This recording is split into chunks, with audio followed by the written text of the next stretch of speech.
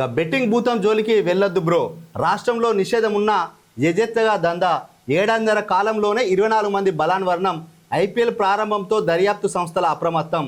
ఇక యథాలాపంగా Facebook scroll చేస్తున్న ప్రశాంత్కు ఒక ఆన్లైన్ బెట్టింగ్ యాప్ మెరుస్తూ కనిపించింది. క్యాజువల్గా క్లిక్ చేస్తే తాను అభిమానించే నటుడే ఆ బెట్టింగ్ యాప్ను ప్రమోట్ చేస్తున్నాడు. వెంటనే స్నేహితుడికి ఫోన్ చేస్తే అతడు అదే వాడుతున్నానని చెప్పాడు. మరి ఇంకేం, సైన్ ఇన్ అయ్యి తన సత్తా ఏంటో చూపిద్దాం అనుకున్నాడు. ప్రశాంత్కు క్రికెటు, ఇతర ఆటల గురించి తెలియకపోయినా అందుబాటులో ఉన్న పలు ప్రెడిక్షన్ ఛానళ్ళు, ట్యుటోరియల్ వీడియోలు చూసి రంగంలోకి దిగాడు.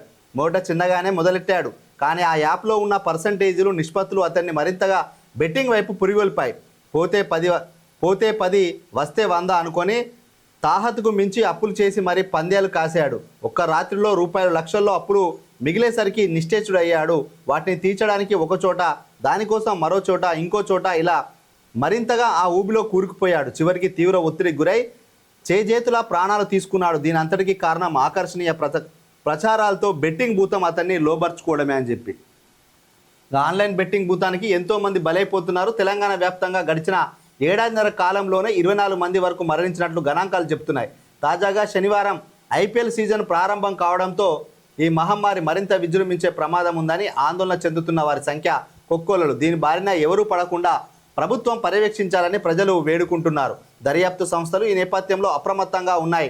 వాస్తవానికి రాష్ట్రంలో తెలంగాణ గేమింగ్ చట్టం 2015 అనుసరించి ఆన్లైన్లో బెట్టింగ్పై నిషేధం విధించారు. ఈ క్రమంలో ఆన్లైన్లో అక్రమ గేమింగ్ యాప్లతో పాటు బెట్టింగ్ యాప్లను యాక్సెస్ చేసేందుకు అనుమతి లేదు అని చెప్పి ఇవ్వడం జరిగింది. ఆన్లైన్ బెట్టింగ్ నిషేధం అమల్లో ఉన్న రాష్ట్రాలు ఇవే: తెలంగాణ, ఆంధ్రప్రదేశ్, తమిళనాడు, ఒడిశా, అస్సాం, గుజరాత్, కర్ణాటక, కేరళ, మహారాష్ట్ర. సో ఇది దేశవ్యాప్తంగా ఇట్లా అమలు చేయాలి. ఆన్లైన్ బెట్టింగ్ జోలికి పోకుండా నిఘా సంస్థలు, దర్యాప్తు సంస్థలు వీటిపైన ఫోకస్ చేయాల్సినట్టుగా వార్తగా చాలామంది చనిపోతున్నారట. గత ఏడాదిలోనే 24 మంది బలాన్వర్ణం చెందినని చెప్పి గత 10-15 రోజుల నుంచి ఇదంతా రాష్ట్రాన్ని, దేశాన్ని కుదిపేస్తున్న అంశం.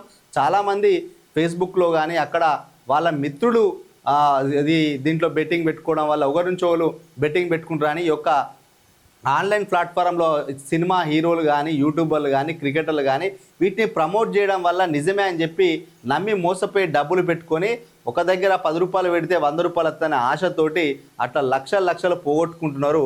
డబ్బులైతే ఇంతవరకు వచ్చిన దాఖలాలు లేవు. పోగొట్టుకున్న వాళ్ళు, చనిపోయిన వాళ్ళ మంది సంఖ్య ఎక్కువగా ఇక్కడ ఉన్నది.